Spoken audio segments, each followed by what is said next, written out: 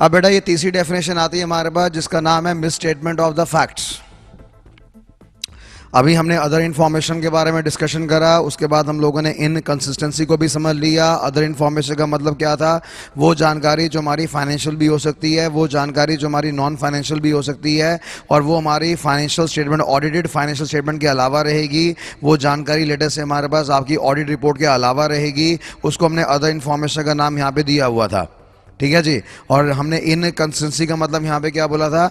वो जानकारी जो हमारी कॉन्ट्राडिक्ट करती है, जो हमारी एग्रीड ही नहीं होती है, उस जानकारी के साथ जो हमारी ऑडिट फाइनेंशियल स्टेटमेंट के अंदर लिखा हुआ है, उसको हमने इनकंसिस्टेंसी का नाम यहाँ पे दिया हुआ था।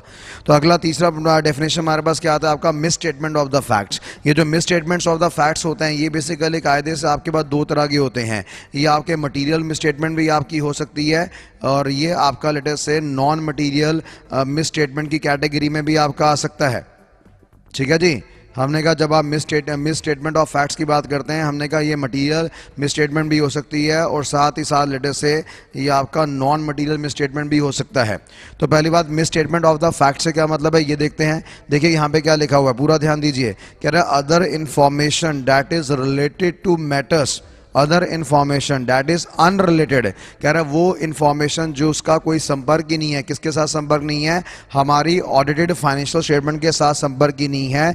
इज इनकरेक्टली स्टेटेड और प्रेजेंटेड, अगर वो गलत अंदाज से स्टेट करी जाती है, गलत अंदाज से प्रेजेंट करी जाती है, उसको हम लोगों ने miss statement of the fact का नाम दिया हुआ है। शायद पहली बात तो हम पढ़ चुके हैं कि अदर इंफॉर्मेशन वो जानकारी होती है जिसका फाइनेंशियल स्टेटमेंट के साथ कोई कंसर्न नहीं होता है, जिसका ऑडिट की रिपोर्ट के साथ कंसर्न नहीं होता है।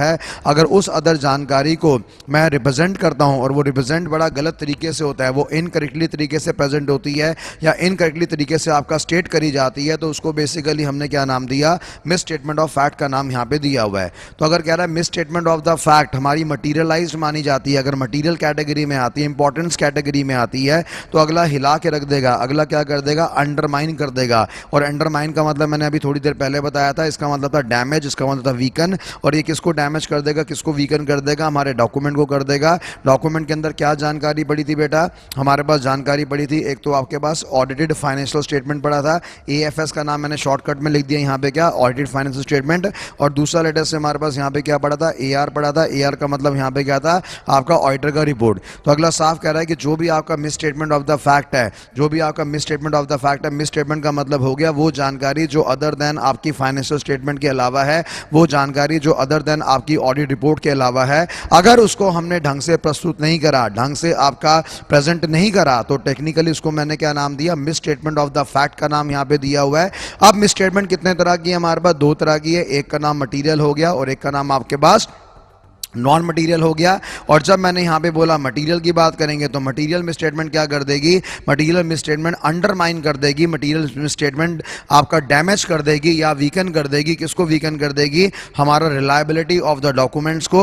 और उस डॉक्यूमेंट में बेटा कितनी तरह की जानकारी पड़ी है? हमने कहा उसके अंदर ऑडिटेड फाइनेंशियल स्टेटमेंट पड़ा है, उसके अंदर ऑडिट रिपोर्ट पड़ा है। तो उस चीज को टेक्निकली मैंने यहां पे क्या नाम दिया? Miss statement of the fact का नाम यहां पे दिया हुआ है। तो तीन तरह की डेफिनेशन हम लोग यहां पे पढ़ चुके हैं, जहां पे एक का नाम अदर इंफॉर्मेशन है, एक का नाम आपका इनकंसिस्टेंसी है, और एक का नाम आपका miss statement of the fact है। अदर इंफॉर्मेशन के अंदर हमने क्या बताया था? अदर इंफॉर्मेशन के अंदर हमने ये जानकारी बताया था, वो जानकारी जो फाइनेंशियल भी हो सकती है, जो आपकी नॉन फाइनेंशियल हो सकती है, पर वो other than audited financial statement है, अदर देन ऑडिट रिपोर्ट है, इसलिए उसको अदर इंफॉर्मेशन का नाम दिया हुआ है। और जब हम लोग बातचीत करते हैं किसके बारे में? इनकंसिस्टेंसी के बारे में, हमने कहा जो हमारी अदर इंफॉर्मेशन है, अगर वो कॉन्ट्राडिक्ट करती है, अगर वो डिसएग्रीड होती है, हमारी किससे? ऑडिटेड फाइनेंशियल स्टेटमेंट से डिसएग्रीड होती है, तो उसको बदले में हमने क्या नाम दिया? इनकंसिस्टेंसी का नाम दिया हुआ है। और जब मैं मिस स्टेटमेंट ऑफ फैक्ट की बात करता हूं, जो हमारे फैक्ट हैं अगर वो मिस स्टेटेड है, यानी मिस रिप्रेजेंटेड है, ठीक है जी, अदर इंफॉर्मेशन जो आपकी डॉक्यूमेंट के अंदर पड़ी है,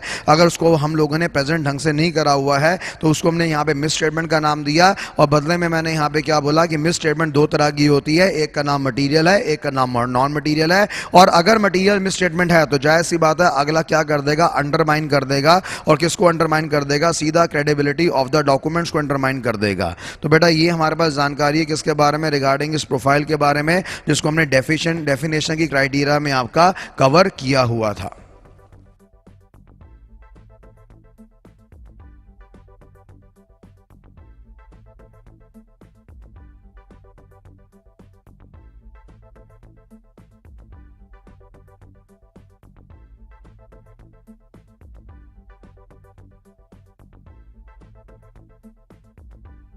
तो ये हमारे पास अब नेक्स्ट आपका चौथा टॉपिक आ रहा है जिसका नाम है रीडिंग अदर इंफॉर्मेशन। अभी तक कुल मिला के जब हम एसएस 720 की बात करते हैं तो हम लोगों ने स्कोप ऑफ एसएस डिस्कस कर लिया 720 के बारे में, प्लस आपके ऑब्जेक्टिव्स को भी डिस्कस कर लिया, साथ ही साथ हम लोगों ने डेफिनेशंस को डिस्कस कर लिया। डेफिनेशंस को 3 पार्ट्स में क्लासीफाई करा हुआ था, जहाँ पे एक नाम अदर इंफॉर्मेशन था, एक नाम इनकंसिस्टेंसी था और एक का नाम आपके पास misstatements of the fact था। तो ये हमारे पास 3 टॉपिक आपके समाप्त हो गए हैं। जैसा कि शुरुआत में मैंने आपको बताया था कि हमें 6 टॉपिक पढ़ना है, तो ये आपका चौथा टॉपिक है जिसका नाम है रीडिंग अदर इंफॉर्मेशन। इसका मतलब है आपका रीडिंग अदर इंफॉर्मेशन। अगला साफ कह रहा है कि ये हमारे ऑडिटर की ड्यूटी है कि उसको क्या करना पड़ेगा, अदर इंफॉर्मेशन को रीड करना पड़ेगा। वो उसको इग्नोर नहीं कर सकता, क्योंकि हम ये महसूस कर चुके हैं कि अदर इंफॉर्मेशन चाहे तो हमारी फाइनेंशियल स्टेटमेंट की वाट लगा सकता है। हम ये महसूस कर सकते हैं कि अदर इंफॉर्मेशन अगर चाहे तो हमारी ऑडिट रिपोर्ट की धज्जियां उड़ा सकता है, उसकी जो रेलिवेंसी है, उसका जो रिलायबिलिटी है वो खत्म कर सकता है। अब जब इतना मोटा खतरनाक सा थ्रेट हमारे पास एसोसिएट है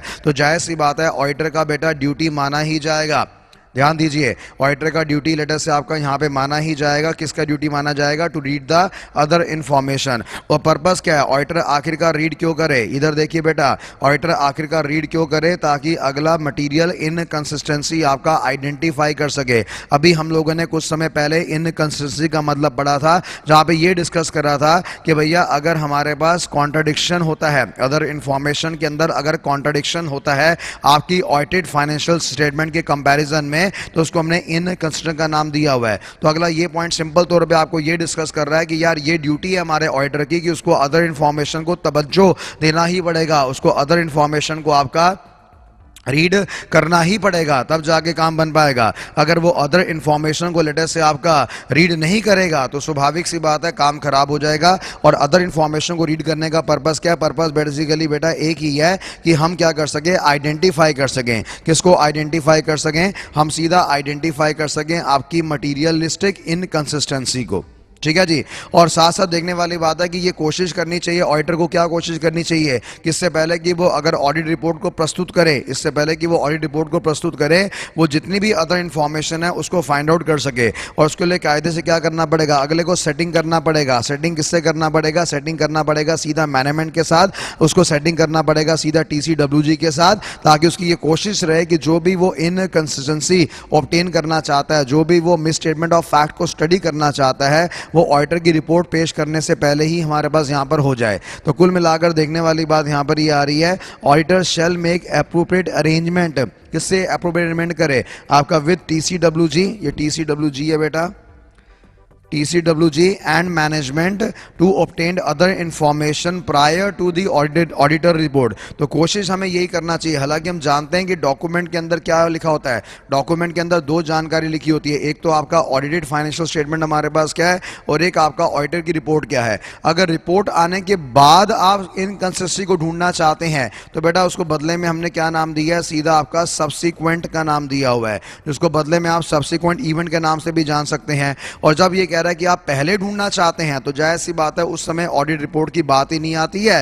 तब तो हमारे ऑडिटर की कोशिश क्या रहती है कि जो भी अदर इंफॉर्मेशन है क्या वो कंसिस्टेंट है या इनकंसिस्टेंट है, उसका फैसला ऑडिट रिपोर्ट देने से पहले ही कर दे, ताकि उसको बाद में ऑडिट रिपोर्ट को रेक्टिफाई ना करना पड़े, या ताकि उसको बाद में ऑडिट रिपोर्ट के अंदर किसी तरह का ऑल्ट्रेशन या चेंजेस ना करना पड़े। तो ये छोटी सी बात है जहां पर ये बताया जा रहा है रीडिंग अदर इंफॉर्मेशन। तो कुल मिलाकर रीडिंग अदर इंफॉर्मेशन ने क्या बताया कि ऑडिटर की ड्यूटी है आपकी अदर इंफॉर्मेशन को रीड करना, ताकि मटीरियलिस्टिक इनकंसिस्टेंसी फाइंड आउट कर सके, और प्लस उसको सेटिंग करनी पड़ेगा, अरेंजमेंट करना पड़ेगा आपकी मैनेजमेंट के साथ, आपकी TCWG के साथ, ताकि वो ऑडिट रिपोर्ट पेश करने से पहले अदर इंफॉर्मेशन की अस्थिरता को डिस्कस कर सके और उसको समाधान भी निकाल सके।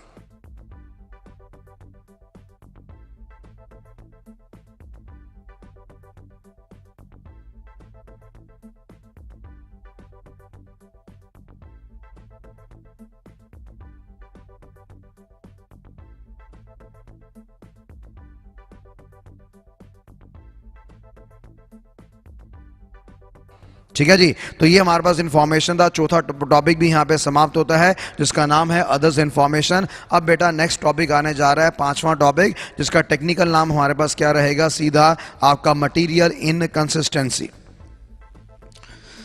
अब ये बेटा छोटा सा टॉपिक रहा आगे हमारा, इसका पांचवा पार्ट जिसका नाम है मटेरियल इनकंसिस्टेंसी। और इस मटेरियल इनकंसिस्टेंसी के अंदर क्या बोला गया है, हालांकि मैंने आपको जब डायग्राम दिखाया था तो आपको बताया था इसको फर्दर हमने दो पार्ट्स में क्लासीफाई करा हुआ है, जहाँ पे एक नाम ये था कि मटेरियल की जो आपने इनकंसिस्टेंसी ढूंढनी है या तो वो ऑडिट रिपोर्ट के पहले ढूंढ लीजिए या ऑडिट रिपोर्ट के बाद में ढूंढ लीजिए।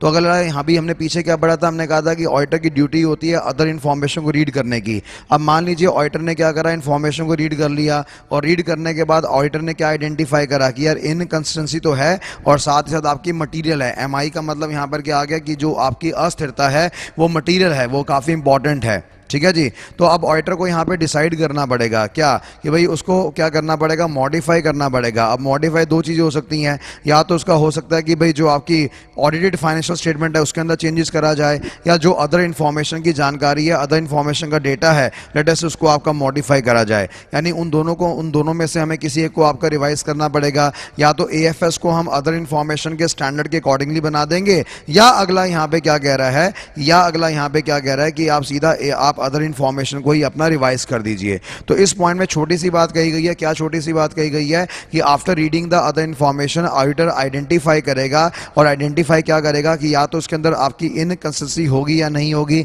और अगर होगी तो वहां पे फिर दो सवाल उठेंगे कि मटेरियल है कि नॉन मटेरियल है। और अगर लगता है कि यार मटेरियल अस्थिरता है हमारे पास, अगर हमें ये एहसास लगता है कि मटेरियल आपका अस्थिरता है इस एनवायरनमेंट के अंदर, तो यस हमारे ऑडिटर को क्या करना पड़ेगा, रिवाइज करना पड़ेगा। किसको रिवाइज करना पड़ेगा, या तो वो अदर इंफॉर्मेशन को रिवाइज कर देगा या अगला ऑडिटेड फाइनेंशियल स्टेटमेंट को आपका रिवाइज कर देगा। दोनों में से आपका एक ही काम होगा। ठीक है जी। अब यहां पे समझने वाली बात क्या आ रही है कि जो भी हमारे पास आपकी इनकंसिस्टेंसी है, ध्यान दिया जाए, जो भी आपकी इनकंसिस्टेंसी है या तो वो प्रायर होगी यानी ऑडिट रिपोर्ट के आने से पहले हो जाएगी, या लेटेस्ट से हमारे पास क्या होगा, सीधा आपका सब्सिक्वेंट हो जाएगा। अब बच्चों वाली बात है, पहले स्टडी कर लेते हैं प्रायर। अगर प्रायरली हमें कमी पता लग जाती है, ठीक है जी, अगर प्रायरली हमें कमी पता लग जाती है तो हमारे ऑडिटर को क्या करना पड़ेगा, प्रोवाइड है कि भैया उसको सीधा मैनेजमेंट से डिस्कस करना पड़ेगा कि देखो जी आपके यहाँ पे कमी नज़र आ रही है, आपके यहाँ पे इनकंसिस्टेंसी नज़र आ रही है, और जो आपके यहाँ पे अस्थिरता नज़र आ रही है वो काफ़ी इंपॉर्टेंट है बेसिकली, उसको हम इग्नोर नहीं कर सकते हैं। तो काइंडली उसका सोल्यूशन निकालिए। काइंडली उसके लिए या तो अदर इन्फॉर्मेशन के अंदर हमें रिविजन करना पड़ेगा, या जो हम स्टेटमेंट ऑडिट करने की बात सोचे थे, फाइनेंशियल स्टेटमेंट को ऑडिट करा है हम लोगों ने, उसके अंदर हमें क्या करना पड़ेगा, आपका ऑल्टरेशन करना पड़ेगा। अब मैनेजमेंट के हिसाब से क्या जवाब मिलेगा, या तो मैनेजमेंट साफ मना कर देगी नहीं जी मैं तो ऑडिट नहीं करने देता, मैं रिवीजन नहीं करूंगा, ना तो मैं फाइनेंशियल स्टेटमेंट को रिवाइज करूंगा और ना ही लेटेस्ट से मैं अदर इंफॉर्मेशन को रिवाइज करूंगा। अगर हमारी मैनेजमेंट इतना एडमेंट हो जाती है, इतना जिद में आ जाती है कि अगला रेडी ही नहीं है रिवीजन करने के लिए, ना आपकी एएफएस को रिवीजन करेगा, एएफएस का मतलब यहां पे क्या बेटा, ऑडिटेड फाइनेंशियल स्टेटमेंट को रिवाइज करेगा, ना ही अगला कह रहा है कि मैं अदर इंफॉर्मेशन को रिवाइज करूंगा, तो आपकी ड्यूटी क्या है, आपकी ड्यूटी है कि आप ये मैटर को आगे फॉरवर्ड कर दें। और आगे कहां फॉरवर्ड कर दें, सीधा आप अपना टीसीडब्ल्यूजी को फॉरवर्ड कर दें कि देखिए जी हमने मैनेजमेंट से रिक्वेस्ट करा है और मैनेजमेंट सुधार करने के लिए रेडी नहीं है, आपको ये रिपोर्ट कहां फॉरवर्ड करनी है, सीधा टीसीडब्ल्यूजी पे रिपोर्ट फॉरवर्ड करनी है। और आपको पूरा राइट है, हमारे ऑडिटर को पूरा राइट है कि वो अपना ओपिनियन चेंज भी कर सकता है। ऑडिटर ने पहले ऑडिट रिपोर्ट बनाई, उसके बनाने से पहले या थोड़े दिन पेश करने से पहले ही उसको इन्फॉर्मेशन पता लग गई है, घर में ही उसकी बनी पड़ी है। अब अगर उसको लगता है कि यार घर वाली रिपोर्ट मेरे को चेंज करनी पड़ेगी, मॉडिफाई करनी पड़ेगी, तो अगले के पास पूरा राइट है, पूरा अधिकार है, और वो बड़े आराम से बड़े प्यार से मॉडिफाई कर सकता है। ये तो वो हालात रहेंगे जो हमारे पास प्रायर कैटेगरी में आएंगे। और अगर हमारी मैनेजमेंट कहती ठीक है जी हम आपसे सहमत हैं, तो फिर तो कोई दिक्कत वाली बात ही नहीं है, अपना रिवीजन करो और अपनी सॉलिड सी बढ़िया सी रिपोर्ट प्रोवाइड करो, काम चल जाएगा। हो सकता है कि मान लीजिए ऑडिट रिपोर्ट हमारी बन चुकी है और ऑडिट रिपोर्ट बनने के बाद हमारे ऑडिटर ने महसूस करा, हमारे ऑडिटर ने एहसास करा, क्या एहसास करा, उसने एहसास करा कि यार अभी हमारे यहाँ पे मटेरियल इनकंसिस्टेंसी आ गई है। अब जब ऑडिट की रिपोर्ट बन चुकी है उसके बाद अगर आपके पास अस्थिरता आ रही है, उसके बाद अगर आपके पास इनकंसिस्टेंसी आ रही है, तो यस हमें क्या करना पड़ेगा, हमें तो सब्सिक्वेंट इवेंट्स का इस्तेमाल करना पड़ेगा। यानी सब्सिक्वेंटली अगर फाइंड आउट होती है तो उसके बाद हम क्या करेंगे, सब्सिक्वेंट इवेंट्स का इस्तेमाल करना पड़ेगा। और सब्सिक्वेंट इवेंट से बेटा हमारा यहाँ पे क्या मतलब था, सब्सिक्वेंट इवेंट का मतलब क्या था कि जब आपने ऑडिट रिपोर्ट पेश कर दिया उसके बाद कमी नजर आ रही है। आपको याद होगा हम लोगों ने एसए 560 नंबर स्टडी करा था सब्सिक्वेंट इवेंट का। तो अगला ये पॉइंट कहता है कि अगर आपका बाद में फाइंड आउट होता है, ऑडिट रिपोर्ट के बाद अगर आपको इनकंसिस्टेंसी नजर आती है, तो सबसे पहली मेजर रिक्वायरमेंट यहां पर क्या आती है, ऐसे माहौल के अंदर, ऐसे एनवायरनमेंट के अंदर मेजर रिक्वायरमेंट हमारे पास ये आता है कि हमें 560 नंबर को फॉलो करना पड़ेगा, ऐसे 560 को फॉलो करना पड़ेगा, जिसको हमने सब्सिक्वेंट इवेंट का नाम दिया हुआ है। और जो ऑडिटर्स की ड्यूटी रिक्वायर्ड होती हैं उस सब्सिक्वेंट इवेंट के अनुसार वो सारी की सारी आपको फॉलो करनी पड़ेगी। अगर आप चाहें तो वो सब्सिक्वेंट इवेंट को भी 2, 4, 5, 10 पॉइंट में एक्सप्रेस कर सकते हैं, अगर आप आंसर को कुछ ज़्यादा वजनदार बनाना चाहते हैं। ठीक है जी। अब लेटेस्ट से मान लीजिए सब्सिक्वेंट इवेंट के बाद कमी आ गई, अब वो कमी आप मैनेजमेंट को दिखाएंगे। अब मैनेजमेंट या तो आपका एग्रीड होगा या आपका डिसएग्रीड होगा। मान लीजिए अगर मैनेजमेंट आपका एग्रीड है तो कोई मतलब वाली बात ही नहीं है, जो भी रिवीजन करना है, जो भी एडजस्टमेंट करना है, फाइनली आप वो रिवीजन करिए, एडजस्टमेंट करिए, काम आपका बन जाएगा। और अगर मान लीजिए मैनेजमेंट आपका डिसएग्रीड होता है, ठीक है जी, अगर मैनेजमेंट लेटर से आपका डिसएग्रीड होता है तो अब बीइंग अ ऑडिटर आपको उसको समझाना पड़ेगा, भैया मुद्दा क्या है, डिसएग्रीड क्यों हो रहा है, तू इतने नखरे क्यों दिखा रहा है, तेरी अदर इन्फॉर्मेशन में कुछ और जानकारी आ रही है, फाइनेंशियल स्टेटमेंट में कुछ और जानकारी आ रही है। कल को अगर इस पर हमने तवज्जो नहीं दिया तो जाहिर सी बात है तुम्हारी जो फाइनेंशियल स्टेटमेंट है, तुम्हारी जो ऑडिट की रिपोर्ट है, वो हर एंगल से डैमेज हो सकती है, उसको ज़्यादा वैल्यू नहीं दिया जाएगा और काम खराब हो जाएगा। तो पहले बीइंग अ स्टैट्यूटरी ऑडिटर हमें ये समझाना पड़ेगा। अगला मान लो फिर भी बदतमीजी दिखाता है, अगला फिर भी समझ के राजी नहीं है, उसको फिर बताओ कि चल यार तू मेरी बात नहीं मान रहा, चल तू समझ रहा है कि मैं कोई गलत सोच रहा हूँ तेरे बारे में, चल तू एक काम कर, तू सीधा किसको पकड़ ले, सीधा मार्केट से एक्सपर्ट्स को पकड़ ले, एक्सपर्ट्स की राय ले ले, उनसे पता कर ले, लॉयर से पता कर ले कि जो मैं कह रहा हूँ वो सही है या गलत है। और अगर मैनेजमेंट लेटर से अभी भी रेडी नहीं होती है, मैनेजमेंट कहती ना भैया ना तेरी बात मानूंगा ना एक्सपर्ट की बात मानूंगा, चल भैया तू अपने पैर में खुद ही कुल्हाड़ी मार के राजी है, तो हम क्या करें, बीइंग अ ऑडिटर हमें तो ओपिनियन चेंज करना पड़ेगा, गलत ओपिनियन हम शेयर होल्डर्स को नहीं दे पाएंगे। तो यस, ऐसे केस में, ऐसे माहौल में ऑडिटर को अपनी सारी बात पलटनी पड़ेगी, तब जाके हमारे पास काम यहाँ पर हो पाएगा। तो कुल मिलाकर देखने वाली बात यहाँ पर क्या आ रही है, समझने वाली बात यहाँ पर क्या आ रही है कि ये सारे के सारे हमारे पास मल्टीपल फैक्टर्स हैं जो हमने डिस्कस करा, जिसको टेक्निकली हम लोगों ने क्या नाम दिया, मटीरियल इनकंसिस्टेंसी का नाम यहाँ पे दिया हुआ है। ऐसे बेटा हमारे पास छठा पॉइंट था, वही बच्चों वाला पॉइंट है, ऑलरेडी हम पढ़ चुके हैं, उसको डेफिनेशन के दौरान पढ़ा था, क्या था उसका नाम, मिस स्टेटमेंट्स ऑफ फैक्ट था। पर छठे पॉइंट में क्या आ गया था, आपका material misstatement of the facts आ गया था। तो अगला साफ कर रहा है, अगर आपका material miss statements of the fact है तो मैनेजमेंट से डिस्कस करिए, मैनेजमेंट अगर मान के राजी है तो बढ़िया है, अगर मैनेजमेंट मान के राजी नहीं है तो अपनी रिपोर्ट के अंदर रिवीजन कर दीजिए, अपनी रिपोर्ट को मॉडिफाई कर दीजिए। आपको लगता है एडवर्स रिपोर्ट देने का तो एडवर्स दीजिए, आपको लगता है कि डिस्क्लेमर ऑफ ओपिनियन रिपोर्ट देने का तो आप दीजिए। तो यानी मेन बात यहाँ पे 720 के बारे में क्या बताई गई है कि आज से पहले हम अवेयर ही नहीं थे, आज से पहले तो हमने क्या पता था, independent examination of the financial statement, ठीक है जी, यही हम लोगों ने स्टार्टिंग परिभाषा पढ़ी थी। क्या वहां पे अदर्स इंफॉर्मेशन के बारे में डिस्कशन था? बिल्कुल डिस्कशन नहीं था। पर इस 720 ने जो 1 अप्रैल 2010 से बाद आया है, इसने हमारी आंखें खोल दी और इसने क्या बोला कि यस, फाइनेंशियल स्टेटमेंट को तो हमें वेरीफाई करना ही पड़ेगा, ऑडिट करना पड़ेगा, एग्जामिन करना पड़ेगा, पर कायदे से अब हमें अदर इंफॉर्मेशन को भी एग्जामिन करना पड़ेगा। तो मेरे ख्याल से जो हम लोगों ने स्टार्टिंग में हेडिंग लिखा था, डेफिनेशन ऑफ ऑडिटिंग पहली क्लास में पढ़ा था, उसको मॉडिफाई करना चाहिए आईसीआई को। फिलहाल आईसीआई आने वाले समय मॉडिफाई कर ही देगा, अभी तो आईसीआई की बात ही मानेंगे, जो आईसीआई कह रहा है वही जीतेगा। प्लस ऐसा पर हमारे एसए 720 ने हमें यह दर्शा दिया कि यार अदर इंफॉर्मेशन को भी तवज्जो देना बहुत जरूरी है, क्योंकि नहीं तो वो तुम्हारी वाट लगा देगा, उन ऑडिटेड फाइनेंशियल स्टेटमेंट की वाट लगा देगा जो तुम्हारे लिए बड़ी खास मानी गई है, तुम्हारी ऑडिट की रिपोर्ट की वाट लगा देगा। तो बेटा ये छोटा सा एसए था जिसने अगेन थोड़ा सा समय खाया, पर फाइनली क्योंकि ये नया था, इंपॉर्टेंट था, लोगों की जबान नहीं चलती इस नए के बारे में, हमने थोड़ा सा जबान चला लिया, इससे फायदा ही होगा, एग्जाम में हमारे पास नंबर आ जाएंगे। तो यहां पर आपका एसए 720 फाइनली समाप्त होता है। ठीक है जी। तो हम लोगों ने अभी एक और एसए समाप्त कर दिया, एसए 720। तो मोटे मोटे तौर पे हमने एसए 315 पहले पढ़ लिया था, फिर एसए 330 भी हम लोगों ने डिस्कस कर लिया था। ठीक है जी। ऐसी हमारे पास लेटर से आपका क्या कहते हैं, आपका एसए 720 भी लेट्स हम लोगों ने यहाँ पे डिस्कस कर लिया।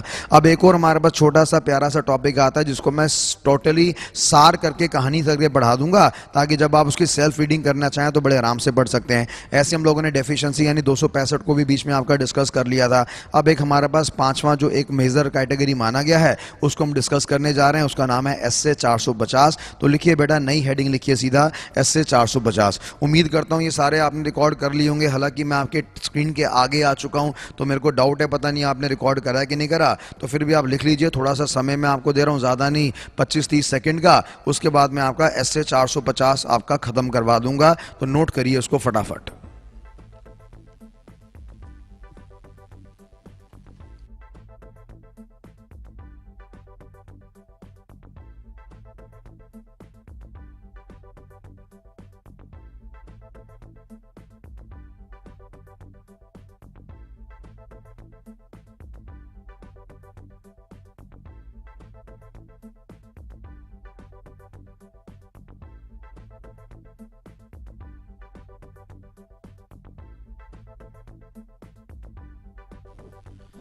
तो बेटा अब हमारे पास एक नया एसए आ रहा है जिसका नाम है एसए 450 नंबर। और ये जो एसए 450 नंबर है ये भी हमारा 1 अप्रैल 2010 के बाद ही हम लोगों ने वैल्यूड करना स्टार्ट करा है इसको, यानी इसको इस्तेमाल करना स्टार्ट करा ऑन या आफ्टर 1 अप्रैल 2010। ठीक है जी। अब जिस समय हम लोग बातचीत करते हैं एसए 450 के बारे में, सबसे पहला मतलब यहाँ पे सबसे पहले हेडिंग क्या है, evaluation of miss statements identified during the audit. भैया जब आप ऑडिट करेंगे तो आपको क्या मिलेगा, आपको ऑडिट करते समय कुछ मिस स्टेटमेंट मिलेंगे। अब जो मिस स्टेटमेंट आपको मिल रहे हैं आपको क्या करना है, उसका इवैल्यूएशन करना है, उसका आपको फैसला करना है। उसका फैसला क्या करना है कि यार वो जो मिस स्टेटमेंट हमें मिले हैं, मिस स्टेटमेंट का मतलब क्या होता है, अभी पीछे हमने डिस्कस कर रहा था, जो मिस स्टेटमेंट हमें लेट से मिले हैं क्या वो आपका मटीरियल कैटेगरी में आते हैं, सॉरी, या वो आपका नॉन मटेरियल कैटेगरी में आते हैं, उसको हम लोगों को यहाँ पे क्या करना है, फैसला करना है। अब जाहिर सी बात है जब कई बार हमारे पास क्या मिलता है, आपका मिस स्टेटमेंट मिलता है, और जब हम मिस स्टेटमेंट ढूंढते हैं तो पहले तो हम ये फैसला करते हैं कि क्या वो मटेरियल है या नॉन मटेरियल है। हो सकता है कि ऑडिटर की नज़र में वो क्या माना जाता है, आपका मटेरियल माना जाता है। उतारने का पूरा समय दूंगा, फिलहाल मेरे लेक्चर पर ध्यान दो बेटा, पूरा उतारने का समय दूंगा, आगे नहीं बढ़ाऊंगा। वैसे भी रिकॉर्डिंग चल रहा है, अगर आप चाहेंगे तो कीबोर्ड के द्वारा शिफ्ट नाम का बटन, अपना स्पेस बार नाम का बटन दबा के आप उसको रोक भी सकते हैं। ठीक है जी, कोई दिक्कत वाली बात नहीं है। फिलहाल पूरा समय दूंगा, कोई दिक्कत, कोई समस्या नहीं आएगी आपको।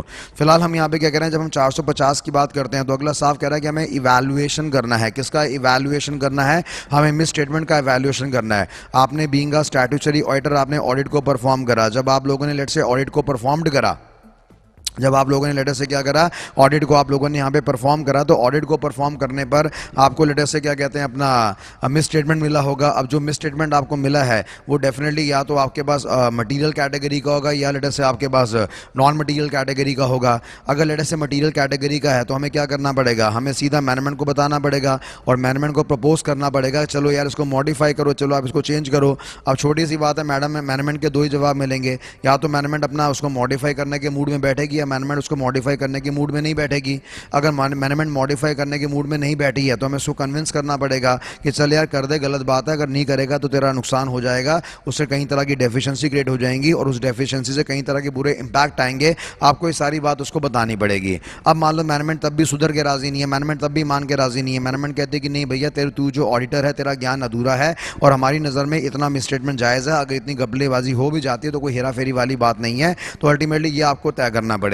अब आपके पास दो ही मुद्दे हैं, या तो आप उसको लेट से एडवर्स रिपोर्ट दे देंगे, मॉडिफाई रिपोर्ट दे देंगे और लेटर से अपना काम कर लेंगे। पर हम प्रैक्टिकली आप और मैं सभी जानते हैं कि यार लेटर से अगर हमने एडवर्स रिपोर्ट दे दिया तो शायद अगले साल का कॉन्ट्रैक्ट हमारे पास नहीं आएगा। हर कंपनी से अगर हम झगड़ा करते चलेंगे, सबकी रिपोर्टों को मॉडिफाई करते रहेंगे, सबकी रिपोर्टों को एडवर्स करते रहेंगे, तो हमारा बीइंग अ ऑडिटर जो प्रोफाइल रहेगा, हमारा जो बायोडाटा रहेगा वो अच्छा नहीं रहेगा, वो नेगेटिव रहेगा और सारी की सारी कंपनी हमसे थर थर कांपेंगी। और ऐसा कोई भी डायरेक्टर या कोई भी बोर्ड ऑफ डायरेक्टर्स के जो मेंबर्स हैं कोई भी नहीं चाहेंगे कि हमें अपॉइंट करा जाए। तो कई बार कुछ ऐसे मुद्दे होते हैं, कुछ ऐसे फैसले होते हैं जहां पे हम मैनेजमेंट को रिक्वेस्ट करते हैं, रिकमेंड करते हैं, मान लें भैया, अगर अगला मान लेता है तो बहुत बढ़िया होता है, अगर वो मान के राजी नहीं होता तो स्वाभाविक सी बात है उस केस में हम क्या करते हैं, अपना पलड़ा झाड़ने का प्रयास करते हैं और उससे बदले में क्या कर लेते हैं, WR ले लेते हैं कि ठीक है भैया हमने तेरे को इंटीमेट करा किसके बारे में, रिगार्डिंग मटीरियल मिसस्टेटमेंट्स के बारे में करा, और तूने क्या करा, तूने करेक्शन नहीं करा, तुमने क्या करा, तुमने उसका अनकरेक्शन करा, और अनकरेक्शन से होने वाले जितने भी प्रभाव हैं वो सारे के सारे इममटीरियल हैं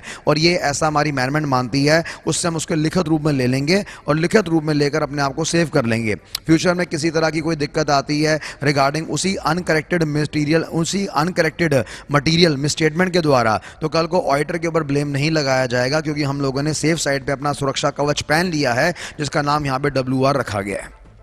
क्लियर है बात सभी को? तो बेटा ये सारी की सारी कहानी है इस पूरे प्रोफाइल के बारे में। तकरीबन ज़्यादा नहीं, 5-6 पॉइंट्स हमारे पास यहाँ पे स्पेसिफाइड करे गए हैं। और क्योंकि मैं आपको 720 पढ़ा चुका हूँ, 265 पढ़ा चुका हूँ, ठीक है जी, आपको 330 भी मैंने पढ़ाया हुआ है, 315 भी हम लोगों ने पढ़ाया हुआ है, तो ये उसी के मिश्रण से बना एक छोटा सा टॉपिक है जहाँ पर इवैल्यूएशंस के बारे में डिस्कस करा जा रहा है। इसलिए मल्टीपल पॉइंट्स को हमें उस तरीके से पढ़ने की ज़रूरत नहीं है। हालांकि जब आप एग्जाम में अगर क्वेश्चन आता है तो आप उसको वैसे स्पेसिफाई करेंगे, स्कोप क्या है, उसके डेफिनेशंस क्या है, मल्टीपल हेड्स क्या है, उसको आप रीड कर लेना। मॉड्यूल में काफ़ी आसान तरीके से, आसान वे में मैंने आपको स्पेसिफाई करा हुआ है। फिलहाल अभी मैंने एक छोटा सा यहाँ पे ग्राफ बना लिया ताकि इसका रिवीजन करने में, फास्ट रिवीजन करने में हमें ज़्यादा देरी बर्दाश्त ना करना पड़े। तो हमारे पास पहला पॉइंट यहाँ पर क्या आता है, पहला पॉइंट बेटा यहाँ पर ये आ रहा है, auditor shall obtain WR। WR मतलब यहाँ पे क्या होता है, सीधा आपका written representation that uncorrected miss statement, जो भी हमारे पास लेट से आपकी मिस स्टेटमेंट ढूंढी है हम लोगों ने, जिसको हमने करेक्ट करने के बारे में नहीं सोचा, आर इममटीरियल। अगला साफ कह रहा है कि ऑडिटर अपने आप को सेव कर ले यार, और वो सीधा सीधा WR ले ले कि जो भी आपकी मिस स्टेटमेंट जो हमने ढूंढी है और जो अनकरेक्ट है, जो मैनेजमेंट को बताने के बावजूद अनकरेक्ट है, वो हर एंगल से मैनेजमेंट की नज़र में क्या माना गया है, इममटीरियल माना गया है, यानी उससे ज़्यादा आपको नुकसान नहीं मिलेगा अगर आपने उसको करेक्ट नहीं करा। ठीक है जी। तो अगला साफ तौर पे एक और पॉइंट बता रहे हैं, यहाँ पे पूरा नोटिफाई करने का समय दूंगा। फिलहाल बेटा ये 4 पॉइंट आप समझ लीजिए, उसके बाद हम आगे बढ़ेंगे, फिर उसको आप आराम से टिपते रहना। पहले फिलहाल समझने में विश्वास करो, ये चीज़ें तो आपको सारी की सारी नोट्स के अंदर भी मिल जाएंगी, वहाँ पर भी सब कुछ लिखा हुआ है। फिलहाल इसको समझने की बात देखो। पहली बात यहाँ पर क्या कह रहा है ऑडिटर WR मेंटेन कर ले। ठीक है जी। और WR मेंटेन क्या है, WR क्या दर्शाता है कि जो भी हमारी अनकरेक्टेड मिस स्टेटमेंट है, जिसको हमने ठीक नहीं करा, जो हमारे ऑडिट के दौरान ढूंढी गई है, फाइंड आउट करी गई है, जिसको हमने इवैल्यूएट करा है, वो हर एंगल से क्या माना गया है, इममटीरियल माना गया है, यानी वो ज़्यादा मोटा चोट, ज़्यादा मोटा नुकसान हमें नहीं दे पाएगा। और दूसरी बात हम यहाँ पे साफ कह रहे हैं कि यार हमारा जो ऑडिटर है, ठीक है जी, हमारा जो ऑडिटर है उसने जितना भी एक्यूमुलेट करा, एक्यूमुलेट मतलब बेटा क्या होता है, हमारे पास इकट्ठा करना, चीज़ों को इकट्ठा करना, चीज़ों को एकत्रित करना, उसको टेक्निकल भाषा में हमने क्या नाम दिया, सीधा एक्यूमुलेशन का नाम यहाँ पे दिया हुआ है। तो अगला साफ तौर पे कह रहा है कि यार जितना भी मिस स्टेटमेंट हमने एक्यूमुलेट करा है वो सारा का सारा इंपॉर्टेंट कैटेगरी का माना गया है, वो सारा का सारा ट्राइवल कैटेगरी का नहीं माना गया। ट्राइवल से हमारा यहाँ पे क्या मतलब माना जाता है, ट्राइवल का मतलब होता है सीधा हमारे पास अनइम्पॉर्टेंट। तो अगला साफ कह रहा है कि जितना भी आप लोगों ने मिस स्टेटमेंट यहां पे इकट्ठा करा है, मिस स्टेटमेंट आपने एक्यूमुलेट करा है, मिस स्टेटमेंट आपने गैदर करा है, वो सारी के सारी जितनी भी चीजें हैं वो बेटा सारी की सारी इंपॉर्टेंट मानी गई है, अनइम्पॉर्टेंट वाली कैटेगरी नहीं है। ट्राइवल का अंग्रेजी में मतलब होता है बेसिकली आपका अनइम्पॉर्टेंट। ठीक है जी। अगला पॉइंट यहां पर क्या आ रहा है, तीसरा पॉइंट क्या आ रहा है, देखिए जरा, कह रहा है shall consider whether uncorrected statements are material. ठीक है जी। ऑडिटर को क्या करना पड़ेगा, डीप स्टडी परफॉर्म करना पड़ेगा। लेट्स से सबसे पहले ऑडिटर ने क्या करा, कुछ मिस स्टेटमेंट्स को फाइंड आउट करा। अब ऑडिटर सबसे पहले स्टार्टिंग में क्या करेगा, स्टार्टिंग में सबसे पहले वो फैसला करने का प्रयास करेगा कि जो स्टेटमेंट हमें मिली है, जो मिस स्टेटमेंट हमें मिली है, क्या वो हमारा इंपॉर्टेंट कैटेगरी के अंदर आता है, क्या वो हमारा मटीरियल कैटेगरी के अंदर आता है या इममटीरियल कैटेगरी के अंदर आता है। अब आप मेरे को ये बताइए कि ऑडिटर फैसला कैसे करेगा कि ये जो मिस स्टेटमेंट हमें मिला है ये आपका मटीरियल है कि इममटीरियल है। जाहिर सी बात है उसके लिए क्या करना पड़ेगा, उसको स्टडी करना पड़ेगा। क्या स्टडी करना पड़ेगा, साइज स्टडी करना पड़ेगा, नेचर स्टडी करना पड़ेगा, और साथ ही साथ आपका effect of uncorrected miss statement को स्टडी करना पड़ेगा। Of prior period, prior period से यहाँ पे क्या मतलब है, देखिए मान लीजिए जो मिस स्टेटमेंट आपने ढूंढी है, ठीक है जी, जो मिस स्टेटमेंट आपने ढूंढी है वो मिस स्टेटमेंट कहीं किसी दूसरी जगह पे भी लेट से आपने ढूंढी हो, या पिछले साल भी लेटर से आपने यहाँ पे ढूंढी हो, और उस मिस स्टेटमेंट को अगर हम लोगों ने करेक्ट नहीं करा, उससे कंपनी को काफ़ी चोट लगा हो, कंपनी को काफ़ी नुकसान लगा हो, उसने उस पर तवज्जो नहीं दिया हुआ है, तो हमें पास्ट इफेक्ट्स के बारे में भी सीखना पड़ेगा।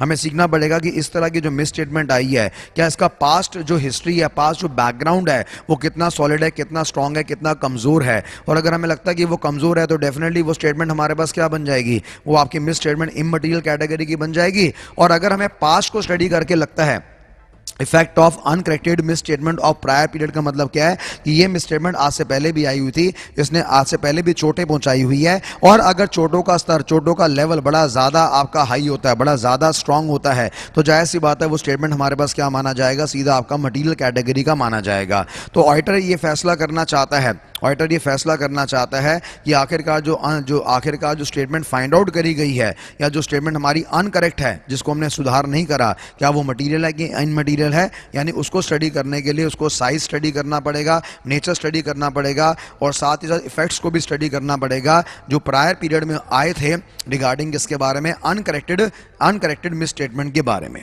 ठीक है जी। तो ये हमारे पास सारी जानकारी है। और अगर उसको लगता है, अगर हमारा ऑडिटर कंसिडर करता है कि जो हमारे पास if consider material he may consider revision of the audit planning, इस पॉइंट से हमारा यहाँ पे क्या मतलब है, अगर ऑडिटर को ये लगता है कि यार जो मिस स्टेटमेंट हम लोगों ने फाइंड आउट करी है वो हर एंगल से आपका मटीरियल है, तो यस अगले को क्या करना पड़ेगा, अपने ऑडिट करने के प्रोफाइल को चेंज करना पड़ेगा, अपने ऑडिट के अपना प्लानिंग को चेंज करना पड़ेगा। और जब वो ऑडिट की प्लानिंग को चेंज करेगा तो हर एंगल से किस में चेंज होगा, सीधा आपके ऑडिट के प्रोसीजर्स में चेंज होगा। और जैसा कि आज से पहले पढ़ चुके हैं कि ऑडिट के प्रोसीजर दो तरह के होते हैं, जहाँ पे एक का नाम कॉम्प्लायंस प्रोसीजर था और एक का नाम हमारे पास सब्सटैंटिव प्रोसीजर था। तो अगला यहाँ पे चौथा पॉइंट हमें क्या दिखा रहा है, if he considered them to be material, यानी किसको कंसिडर करता है मटीरियल, आपकी मिस स्टेटमेंट को, he may consider the revision of the audit planning including performing audit procedures. यानी जो स्पीच मैंने अभी आपको बोली है, if he consider them to be material he may consider revision of audit planning including performing audit procedure. इसका मतलब बेटा ये है कि अगर मेरा ऑडिटर ये भावता है कि जो भी हमारी अनकरेक्टेड मिसस्टेटमेंट है वो मटीरियलाइज्ड है, तो अगले को क्या करना पड़ेगा, अपने ऑडिट करने का स्टाइल, अपने ऑडिट करने का प्लानिंग, अपने ऑडिट करने का स्ट्रैटेजी चेंज करना पड़ेगा। और जब वो ऑडिट करने की स्ट्रैटेजी चेंज करेगा तो यस, जो कॉम्प्लायंस प्रोसीजर वो फॉलो करता है, जो वो सब्सटैंटिव प्रोसीजर फॉलो करता है, जिसको बदले में हम लोगों ने ऑडिट प्रोसीजर का नाम दिया हुआ है, हर एंगल से उसके अंदर ऑल्ट्रेशन आएगा ही आएगा, हर एंगल से उसके अंदर मॉडिफिकेशन आपका आया ही आएगा। तो बेटा ये जानकारी है रिगार्डिंग किसके बारे में, रिगार्डिंग आपके 450 के बारे में। ज्यादा नहीं, 6 पॉइंट, अभी मैंने 4 पॉइंट बता रखे हैं। सबसे पहली बात यह है कि भैया अगर हमारी मैनेजमेंट मानने को तैयार नहीं है तो फंसने का नहीं है भैया, WR लिया जाए और आगे बढ़ा जाए। और WR में यह दिखाया जाए कि जो भी अनकरेक्टेड मिस स्टेटमेंट है जो ऑडिटर ने ऑडिट करते समय फाइंड आउट करी है, वो हर एंगल से क्या माना गया है, इममटीरियल माना गया है। और साथ ही साथ यहाँ पर यह भी ध्यान दिया जा रहा है कि ऑडिटर उन्हीं बातों पे तवज्जो दे रहा है, उन्हीं मिसस्टेटमेंट में तवज्जो दे रहा है जो कि हर एंगल से क्या माना गया, आपका अनइम्पॉर्टेंट कैटेगरी का माना गया है। और प्लस साथ साथ देखने वाली बात यहाँ पर ये आ रही है कि अगर ऑडिटर को ये भापना है कि जो हमारी अनकरेक्टेड मिसस्टेटमेंट है क्या वो मटीरियल है या इममटीरियल है, तो अगले को क्या करना पड़ेगा, साइज के बारे में, नेचर के बारे में स्टडी करना पड़ेगा। और आज से पहले अगर वो अनकरेक्टेड मिसस्टेटमेंट आई थी और उसका इफेक्ट क्या रहा था, वो इफेक्ट भी अगर वो स्टडी कर लेता है तो बढ़िया रहेगा। इफेक्ट अगर स्टडी कर लेगा तो उसको आसानी रहेगी ये फाइंड आउट करने में कि जो इंपैक्ट है वो हमारे पास स्ट्रॉन्ग है, मटीरियल है, या आपके पास इममटीरियल है। और अगला बंदा अगर ये महसूस करता है कि यार जो हमारे पास इंपैक्ट आया है वो काफी मटीरियलाइज्ड आया है, जो हमारी अनकरेक्टेड स्टेटमेंट है उसका इंपैक्ट काफी खतरनाक है, तो अगले को क्या करना पड़ेगा, रिवीजन करना पड़ेगा, रिवाइज करना पड़ेगा अपने ऑडिट प्रोसीजर्स को। शायद हो सकता है कि उस अगर वो ऑडिट की स्ट्रैटेजी को रिवाइज करे तो शायद उसको बदले में कुछ और ज्यादा अनकरेक्टेड मिसस्टेटमेंट मिल सकती हैं। जहां पे वो सैंपलिंग ऑडिट करने के बारे में सुन रहा था उसको थोड़ा सा और विस्तार रूप में ऑडिट करना पड़ेगा,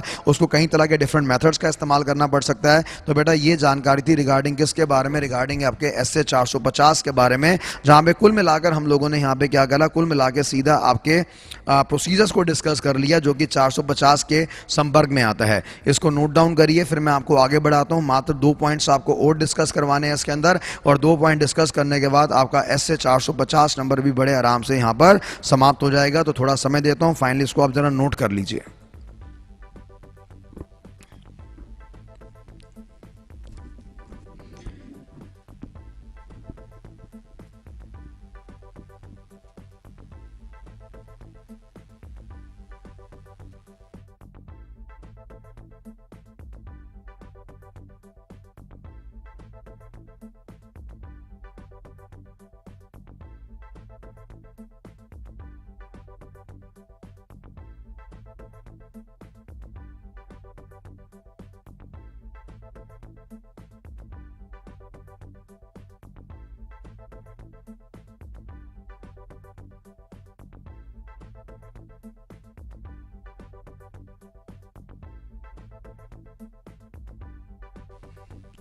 तो बेटा ये हमारे पास आखिरी पॉइंट रह गया है रिगार्डिंग इसके बारे में, आपके SA 450 के बारे में, जिसको हमने यहाँ पे डिस्कस करा अभी कुछ समय पहले। मतलब कि हमने क्या देखा, ये आपका 5वां पॉइंट आ रहा है। 5वें पॉइंट में हम यहाँ पे क्या कह रहे हैं, अब हमें डेफिनेटली लेट्स अगर हमें अनकरेक्टेड मिसस्टेटमेंट, अगर हमारे पास मिसस्टेटमेंट मिल गई हमें, अब मिसस्टेटमेंट मिलने के बाद हमें क्या करना पड़ेगा, फाइनली हमें मैनेजमेंट को क्या करना पड़ेगा, बताना पड़ेगा।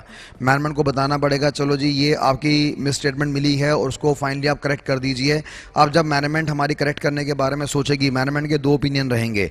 या तो बेटा ओपिनियन रहेगा कि उसको रिफ्यूज़ हो रहेगा, वो तो साफ मना कर देगी नहीं जी आप बेवकूफ़ हो, आप गधे हो, आपकी बात हम नहीं मानते हैं, हम इसको नहीं मॉडिफाई करेंगे, ये जो हमारी मिसस्टेटमेंट है टोटली इममटीरियल मानी गई है, या ये लॉजिकली सही नहीं मानी गई है, या तो ये होगा, या हो सकता है कि मैनेजमेंट उसको आराम से प्यार से करेक्ट कर भी ले।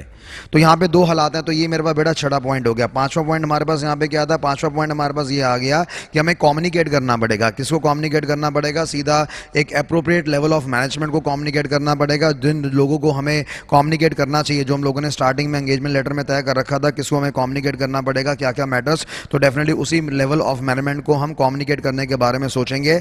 और मैनेजमेंट को जब इन्फॉर्मेशन मिलेगा तो मैनेजमेंट के बाद दो ही चॉइस हैं, या तो करेक्ट कर दे या उसको रिफ्यूज़ कर दे।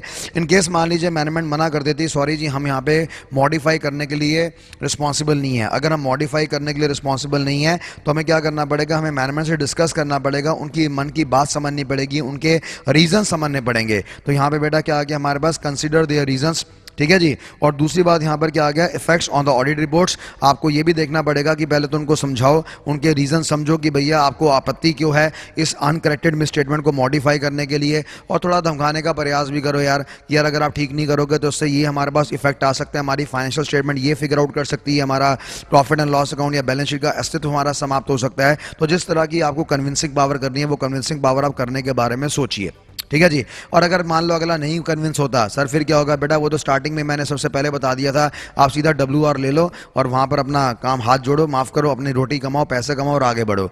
या अगर दूसरा तरीका हमारे पास क्या होता है कि अगर हमारी मैनेजमेंट उसको करेक्ट करने के बारे में सोच लेती है, ध्यान दिया जाए, या तो हमारी मैनेजमेंट एक्सेस को मॉडिफाई करने के बारे में सोच लेती है तो ओके, बहुत अच्छी बात है, मिठाई बांटो, मैनेजमेंट ने मॉडिफाई करने के बारे में सोच ली है। पर अगर आपने मैनेजमेंट ने मॉडिफाई करने के लिए सोच लिया तो यहाँ पे एक पॉइंट और तीर की तरह लग रहा है दिल में हमारे, जो हमें शक की गुंजाइश दे रहा है। तो अगला कह रहा है कि ठीक है भैया कुछ एडिशनल प्रोसीजर और परफॉर्म करो, अपनी ऑडिट करने के प्रोफाइल को और स्ट्रॉन्ग परफॉर्म कर लो, शायद तुम्हें कुछ और ज़्यादा अनकरेक्टेड मिसस्टेटमेंट यहाँ पे मिल जाती है, ठीक है जी। तो ये दो बातें आपको बता रहा है कि अगर मैनेजमेंट मॉडिफाई करने को रेडी है, अच्छी बात है, बहुत बढ़िया बात है, कोई दिक्कत वाली बात नहीं है। साथ में अगला कह रहा है कि चलो थोड़ी और ज्यादा मेहनत कर लो, अगर मैनेजमेंट ने शायद ये मुद्दा मान लिया तो शायद आगे भी मुद्दे मानने के मूड में है, तो थोड़ा सा विगरस स्ट्रैटेजी अपना लो, थोड़ी सी और ऑडिट प्रोसीजर्स को बढ़िया प्रोफाइल कर लो। शायद अगर फ्यूचर में किसी तरह की मिस स्टेटमेंट नजर आए तो आप मैनेजमेंट को मजबूर कर सकते हैं उसके कन्वर्ट करने के लिए। तो कुल मिला के बेटा हमने यहाँ पे कितने पॉइंट डिस्कस कर लिए, आपके 6 पॉइंट डिस्कस कर लिए। फटाफट इसका रिकैप कर लेते हैं, 6 पॉइंट कौन कौन से डिस्कस करे थे हम लोगों ने। सबसे पहले हमें क्या बोला गया, सबसे पहले ये बोला गया कि ऑडिटर को WR ले लेना चाहिए किस स्टेटमेंट के अगेंस्ट, अनकरेक्टेड मिस स्टेटमेंट के अगेंस्ट, और उस WR में क्या लिखा होना चाहिए कि जो भी हमारे पास अनकरेक्टेड मिस स्टेटमेंट है वो हर एंगल से आपका इममटीरियल मानी गई है। दूसरी बात हम लोगों ने यहाँ पे क्या पढ़ा था कि यहाँ पे हमें कंफर्मिटी होनी चाहिए कि ऑडिटर ने वही मिस स्टेटमेंट आपस में इकट्ठी करी है जो आपस में क्या मानी गई है, अनइंपॉर्टेंट कैटेगरी की मानी गई है, ठीक है जी। और तीसरी बात हमारे पास यहाँ पे क्या आ रही है कि जो हमारा लेटेस्ट से आपका अनकरेक्टेड मिस स्टेटमेंट है वो मटेरियल है या इममटेरियल है, वो ऑडिटर स्टडी करेगा, पर कैसे स्टडी करेगा, जब अगला नेचर को स्टडी कर लेगा, जब अगला साइज को स्टडी कर लेगा, या उसी तरह की मिस स्टेटमेंट का इंपैक्ट प्रायरली पहले कैसे आया था उसको दिमाग तौर पे डाल लेकर डिस्कस कर लेगा, तो हमारे पास यहाँ पे काम आपका बन जाएगा। और अगले को अगर ये लगता है कि यस वाकई में मटीरियल है, वाकई में खास है, चेंजेस जो हैं काफ़ी मेजर इंपैक्ट आ सकता है, तो ठीक है, कोई दिक्कत वाली बात नहीं। अगले को अपना ऑडिट का प्लानिंग या ऑडिट का स्ट्रैटेजी या ऑडिट का प्रोसीजर थोड़ा सा और स्ट्रॉन्ग करना पड़ेगा या और चेंज करना पड़ेगा, ये प्रोफाइल है। सारी की सारी मिस स्टेटमेंट ढूंढने के बाद उसको डेफिनेटली रिकमेंड करना पड़ेगा, किसको रिकमेंड करना पड़ेगा, एप्रोप्रिएट लेवल ऑफ मैनेजमेंट को रिकमेंड करना पड़ेगा। अब मैनेजमेंट या तो करेक्ट करने के मूड में रहेगी या नहीं रहेगी, अगर मैनेजमेंट करेक्ट करने के मूड में रहती है तो ओके, बहुत बढ़िया बात। अगला कह रहा है थोड़ी सी और स्ट्रॉन्ग कर दो ऑडिट प्रोसीजर परफॉर्म करने के लिए, शायद तुम्हें कुछ और एक्स्ट्रा चीज़ मिल जाएगी और एक्स्ट्रा मिस स्टेटमेंट मिल जाएगी और तुम्हारे लिए बढ़िया रहेगा ऑडिट की रिपोर्ट बनाने के टाइम पे। और अगर मान लीजिए मैनेजमेंट उसको मॉडिफाई करने के, चेंज करने के मूड में नहीं है, तो हमारे ICA के मॉड्यूल ने ये नहीं बता रखा कि आप एडवर्स रिपोर्ट दीजिए, उसने कहा ठीक है भैया अपनी प्रोटेक्शन कर लीजिए, कोई दिक्कत वाली बात नहीं, WR लिखवा लीजिए और मैनेजमेंट को थोड़ा सा समझाने का पूछिए कि भाई आप ऐसा क्यों चाह रहे हैं, उनके रीजंस को जानने का प्रयास करिए और एक तरह से उनके कानों में हल्का सा डाल भी दो कि सर ये पास्ट में ऐसा हो चुका था, इतना नुकसान हो चुका था। अगले का अगर फिर भी मानने का मूड नहीं है तो भैया अपनी रोजी रोटी तो हम खराब करेंगे नहीं, इतनी पूरी हमने साल में ऑडिट कर ली, एंड में आके हम एक मुद्दे के ऊपर अकड़ जाएं तो ऐसी भी बात गलत हो जाएगी। तो ठीक है भैया हम WR ले लेंगे, साहब बोल देंगे ठीक है जी रिटर्न में दे दो, आप कोई दिक्कत वाली बात नहीं, आप रिटर्न में लिख के दे दो, कल को अगर कुछ ऊंच नीच हो जाती है तो मेरे पास तो एक प्रमाण पत्र होगा कोर्ट में पेश करने के लिए कि इसको मैंने बताया था, मैनेजमेंट को मैंने बताया था और मैनेजमेंट रेडी करने के लिए, चेंज करने के लिए रेडी नहीं है। अगर मैनेजमेंट आपको WR दे देती है तो बहुत बढ़िया, अगर मैडम आपको WR नहीं देने को रेडी है तो समझ जाओ यार मैनेजमेंट के मन में किसी तरह की फ्रॉड करने वाली हरकत है, अब इतनी जिंदगी हमारी छोटी नहीं है। ऐसे केस में तो फिर हम आगे जो एक्शन लेना चाहते हैं, जो अपनी रिपोर्ट को मॉडिफाई करना चाहते हैं, उसको मॉडिफाई करने के बारे में सोच लेंगे, ठीक है बेटा। तो इसके साथ ही आपका ये मात्र 450 नंबर भी यहाँ पे समाप्त होता है, जिसने इवैल्यूएट करा आपकी मिस स्टेटमेंट्स को। 450 नंबर हो गया, 720 नंबर हो गया, 265 नंबर हो गया, 330 नंबर हो गया, 315 नंबर हो गया। ये शानदार एक तरह से आपके एसएस माने गए हैं जिसको हम लोगों ने डिस्कस करा, ठीक है जी। अब अल्टीमेटली हमारे पास क्या रह गया, छोटी बहुत मोटी बातें रह गई हैं। एक तो हमारे पास लेट से आपका वेरिफिकेशन नाम का चैप्टर है, वो बेसिकली आपका खाना पूर्ति वाला चैप्टर है, उसको मैं एक हिंट बता दूंगा कैसे आपको स्पेसिफाई करना है, कैसे आपको पढ़ना है। बाकी क्योंकि उसमें अकाउंट्स कंसर्न बातें हैं, एसेट्स क्या होते हैं, लायबिलिटीज़ क्या होता है, गुडविल क्या होता है, आपके पास डेप्रिसिएशन कैसे होता है, या फिक्स एसेट्स क्या होते हैं, या आपके लैंड एंड बिल्डिंग्स क्या होती है, हमारे पास प्लांट एंड मशीनरी का ऑडिट कैसे होता है, इन्वेंट्री का ऑडिट हमारे पास कैसे होता है, या लायबिलिटीज़ का ऑडिट हम कैसे करते हैं। हर एक मैटर को लेकर, हर एक टॉपिक को लेकर उन लोगों ने मल्टीपल तरह की बातें बता रखी हैं, तो उसको आप अपने आप भी स्टडी कर सकते हैं, कोई दिक्कत वाली बात नहीं। फिर भी मैं थोड़ा बहुत टच दे दूंगा, उसका गोली करने का प्रयास नहीं कर रहा, अपने दिमाग से निकाल देना कि सारे चैप्टर गोली कर रहे हैं। ये वाकई में बेटा आपके अकाउंट से कंसर्न का टॉपिक है, और वो सारे गुडविल, वो सारे लैंड बिल्डिंग, वो सारी आप चेक कर सकें। फिर भी छोटा मोटा एक लेक्चर मैं आपको प्रोवाइड कर दूंगा रिगार्डिंग आपके वेरिफिकेशन के बारे में। वाउचिंग के बारे में तो हमने काफ़ी विस्तार रूप में स्टडी कर लिया था, उसकी कनेक्टिविटी सीधा आईसी के साथ है, तो वहाँ पर आपका सवाल बनेगा। हाँ, जहाँ तक उसकी वाउचिंग की बात करते हैं, 5 नंबर का सवाल पक्का आएगा, ना आने का मतलब ही नहीं है, पर 5 नंबर का ही सवाल रहेगा कि बताइए लैंड बिल्डिंग को कैसे आप ऑडिट करेंगे, या आप अपना लोन्स एंड बोरोस को कैसे आप ऑडिट करेंगे। तो वहाँ पे मल्टीपल पॉइंट्स होते हैं जो हम देखेंगे, थोड़ा बहुत हिंट दे दूंगा आपको, ताकि आप उसके बारे में कुछ सपोर्टिव इन्फॉर्मेशन को वहाँ पे लिख सकें। ठीक है जी। और लास्ट हमारे पास यहाँ पे क्या रहता है, सीधा आपका क्या कहते हैं, आपका एसआरएस रहता है, एसआरई रहता है, एसआरएस रहता है, एसआरई रहता है, एसएई रहता है। ये मुश्किल से ज़्यादा नहीं, आपके 4 टॉपिक्स हैं जो हमें डिस्कस करने हैं, और जिसके अंदर 4400 नंबर, 4410 नंबर हो गया, 2400 नंबर हो गया, 3400 नंबर हो गया। छोटे छोटे हैं। उम्मीद लेटर से आईसीआई की क्या रहेगी क्या नहीं रहेगी उस पर हमारा सवाल नहीं है। फिलहाल हमें उन टॉपिक्स को कवर करना है, तो जैसे वो टॉपिक हो जाएगा तो राम राम हो जाएगी आपके साथ, ऑल दी वेरी बेस्ट हो जाएगा। तो फिलहाल कुल मिला के आपका एसआरएस, एसआरई और ये आपके कुछ 4-5 टॉपिक्स रहते हैं जिसको हमें डिस्कस करना है, और उसके बाद ऑडिट आपका फाइनली समाप्त हो जाएगा। ठीक है जी। तो अभी हम आगे जो डिस्कशन करने की बात कर रहे हैं उसको देखते हैं। फिलहाल इसको आप नोट कर लीजिए जो मैंने अभी टॉपिक आपको लिखवाया है।